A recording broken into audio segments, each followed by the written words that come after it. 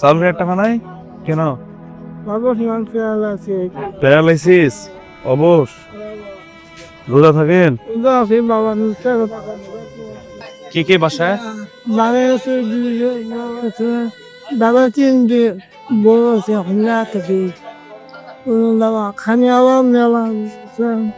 সুপ্রিয় দর্শক, আমাদের মাঝে আমরা একজনকে পেয়েছি। আজকে ঘুরতে এসেছিলাম, তার সঙ্গে দেখা। বাসায় খাওয়ারের মতো তো অবস্থা নেই। এই চরের মধ্যে রঙিন চরে বাচ্চা বিনিয়োগ করছে। আমরা দেখি তাকে কিভাবে হেল্প করতে পারি।